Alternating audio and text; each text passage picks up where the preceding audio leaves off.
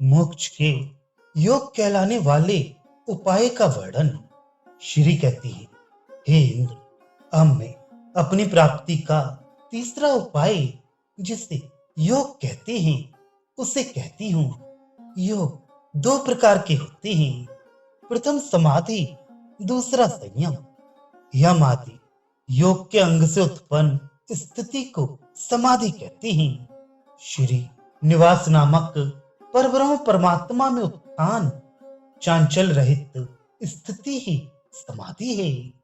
उस स्थिति का साक्षात्कार ब्रह्मवेत्ताओं को ही होता है, जो ध्याता एवं ध्येय के अभेद संबंध से प्राप्त होती है।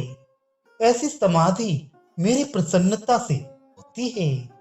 केवल परमात्मा को साक्षात्कार करने वाला सत्कर्म संयम नाम से अभेद होता है।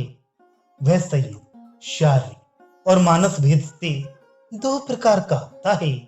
समाधि और संयम का विस्तार पूर्वक वर्णन आगे करूंगी। मैंने कर्मात्मा नामक प्रथम उपाय आपसे पहले कह दिया है।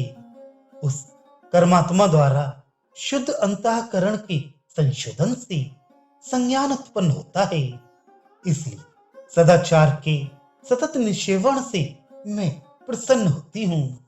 मैं ही सदाचार सेवन करने वालों को ऐसी बुद्धि देती हूँ जिससे उनका अंतःकरण शुद्ध हो जाता है।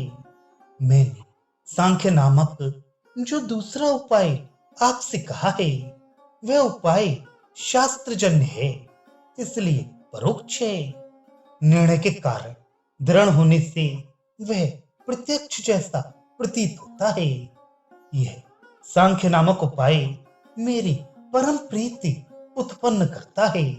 स्वरूप, गुण और वैभव से संख्यामान अर्थात परिगणित होने पर मैं ऐसे ज्ञान का उद्भावन करती हूँ जो विवेक जन्य होकर प्रत्यक्ष हो जाता है।